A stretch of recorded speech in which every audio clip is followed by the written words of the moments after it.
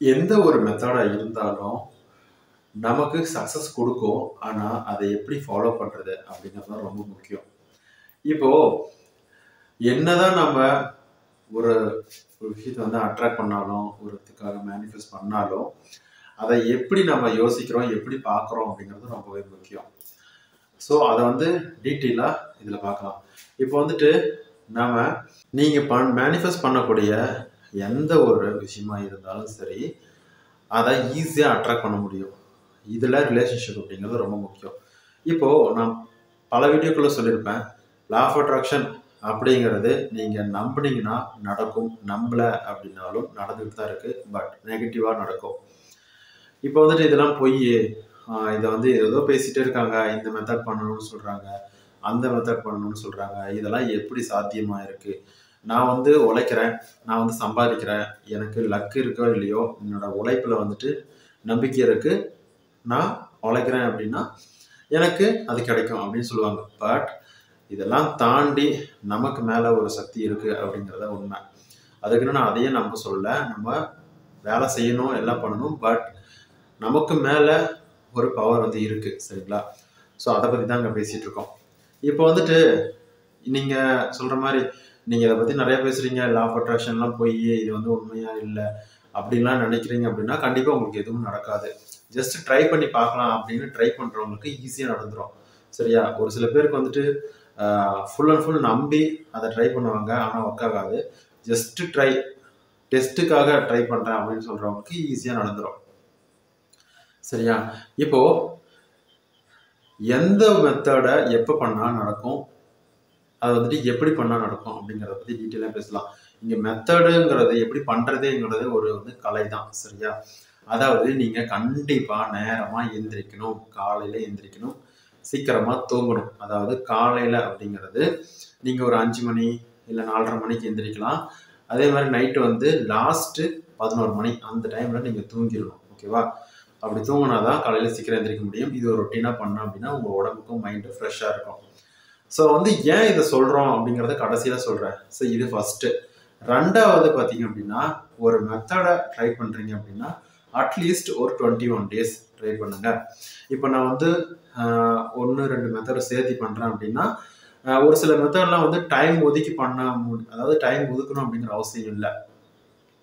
அதெல்லாம் நீங்கள் வந்துட்டு அப்படியே ஒரு டேல அந்த டைமில் பண்ணிட்டு போகலாம். ஆனால் ரைட்டிங் ப்ராக்டிஸ் இருக்குது. இப்போ வந்து மெடிடேஷன்ஸ்லாம் பார்த்தீங்க அப்படின்னா கண்டினியூஸாக பண்ணுற மாதிரி இருக்கும்.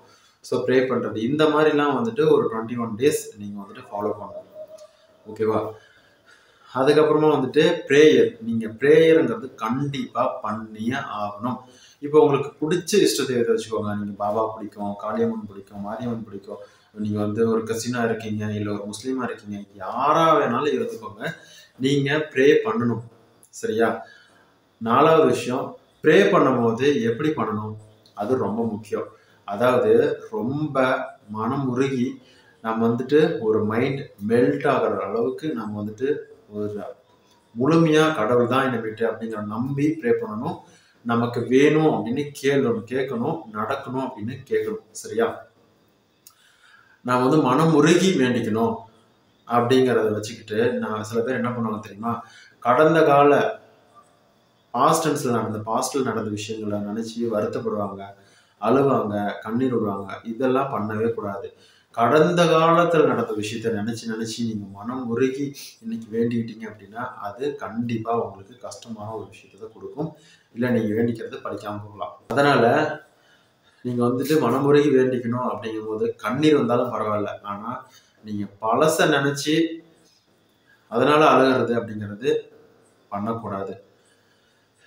சரியா? அதுக்கப்புறமா நம்ம வந்துட்டு நமக்கு வேணும் அப்படிங்கிற ஒரு நம்பிக்கையில், கிடைக்கும் அப்படிங்கிற ஒரு நம்பிக்கையில் தான் வேண்டிக்கணும். இது வந்து கிடைக்கல அப்படிங்கிற மாதிரி வருத்தப்பட்டு நம்ம வேண்டிக்கக்கூடாது. ஸோ இதை வந்து நீங்கள் ப்ராப்பராக ஒரு 21 டேஸ் இல்லை 48 டேஸ் நீங்கள் வந்து 48 நாள் இல்லை 21 நாள் நீங்கள் கண்டிப்பாக பண்ணி தான் ஆகணும். நான் வந்து கடைசியில் சொல்கிறேன்னு சொல்லியிருக்கேன்ல, அந்த விஷயத்த சொல்கிறேன்.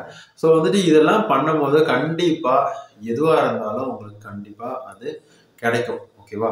இப்போ வந்துட்டு லாஸ்ட்டாக சொல்கிறேன்னு சொன்ன விஷயம், நான் ஏன் காலையில் 5 மணிக்கு எந்திரிச்சு ஆகணும்னு சொல்கிறேன், ஏன் வந்துட்டு ஒரு 21 டேஸ் ஃபாலோ பண்ணணும்னு சொல்கிறேன், ஏன் நீங்கள் வந்து கண்டிப்பாக ப்ரே பண்ணணும்னு சொல்கிறேன், கடவுள்கிட்ட இப்படி தான் பண்ணணும் அப்படின்னு ஏன் சொல்கிறேன் அப்படின்னா, இதெல்லாம் பண்ணும்போது உங்களுக்குள்ள ஒரு மனசு கட்டுப்பாடு வரும், ஒரு கண்ட்ரோல், மைண்ட் கண்ட்ரோல் வரும்.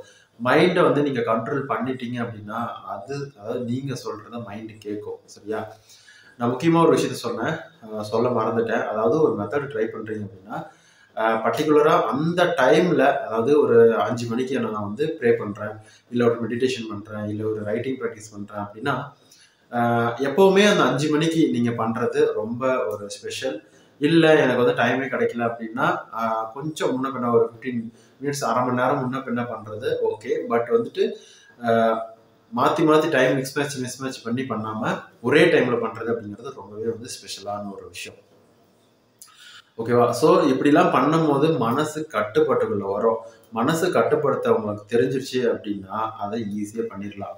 இப்போ நீங்கள் இதை பண்ணணும், நம்ம ஒரு இது ஒன்று பண்ணணும் அப்படிங்கும் போது நம்ம மனசு என்ன சொல்லுவோம், நாளைக்கு பண்ணிக்கலாம், அப்புறம் பண்ணிக்கலாம் அப்படின்னு. இப்போ நமக்கு ஒரு விஷயத்தை சாப்பிடக்கூடாது, இப்போ வந்து நம்ம ஒரு தியானம் ஏதாவது ஒரு ஃபாஸ்டிங் இருக்கிறோம், விரதத்தில் இருக்கிறோம் அப்படின்னா அப்போதான் அதை சாப்பிட்லாமா இது சாப்பிட்லாமா அப்படின்னு யோசிக்க தோணும், ஆசையும் வரும். ஆனால் இப்போ வந்து நம்ம நார்மலாக இருக்கும்போது அதை பற்றி, அதாவது நம்ம கிட்ட நம்ம நிறைய ஃபுட்டு இருந்தாலுமே அதை பற்றி ஒரு எக்ஸ்பெக்டேஷன் இருக்காது, சாப்பிடணுங்கிற ஆசை வராது. அது மாதிரி தான் மனசு அந்த இடத்துல கட்டுப்பாட்டுக்குள்ள இல்லை. அப்போது விரதம் இருக்கும்போது நம்ம சாப்பிடக்கூடாது அப்படிங்கிற ஒரு கட்டுப்பாட்டில் இருக்கும்போது நம்ம மனசை கட்டுப்படுத்துகிறோம் அப்படின்னு அர்த்தம். அந்த மனக்கட்டுப்பாடு இருந்தது அப்படின்னா நம்ம எதில் கவனத்தை செலுத்தணும், எதில் கவனத்தை செலுத்தக்கூடாது அப்படிங்கிறது நம்ம ஈஸியாக முடிவு பண்ணலாம். அதுக்கப்புறம் இந்த 4 மணிக்கு எந்திரிக்க சொல்றது, ஒரு டைமில் பண்ணுற சொல்றது, கடவுள் ப்ரே பண்ண சொல்றது, இதெல்லாம் வந்து ஒரு நல்ல விஷயம். மனசுக்கு ஒரு நம்பிக்கையை கொடுக்கும். முக்கியமாக தேவைப்படுறது நம்பிக்கை தான். மனசு நம்பிக்கையை வந்து அதிகப்படுத்துச்சு அப்படின்னா எந்த ஒரு விஷயமா இருந்தாலும் நம்ம செஞ்சிட முடியும். அதாவது நீங்கள் ஒரு எக்ஸாம் படிக்கிறீங்க, எந்த நம்பிக்கையில் படிக்கிறீங்க, பாஸ் ஆயிரும் அப்படின்னு நம்பிக்கை தானே படிக்கிறீங்க. அது மாதிரி தான் ஒரு பிளேஸுக்கு ட்ராவல் பண்ணுறீங்க, ஒரு 2-3 மணி நேரம் ஆகுது அப்படிங்கும்போது அந்த பிளேஸ்க்கு நம்ம போய் சேருவோமா, நல்லபடியாக போய் சேருவோமா அப்படிங்கிற ஒரு எந்த நம்பிக்கையில் போகிறோம், எல்லாம் ஒரு பாசிட்டிவான நம்பிக்கை தானே. இந்த நம்பிக்கை வந்து இல்லை அப்படின்னா நம்ம எந்த ஒரு விஷயத்தையுமே வந்து ரிஸ்க் எடுத்து பண்ண மாட்டோம்.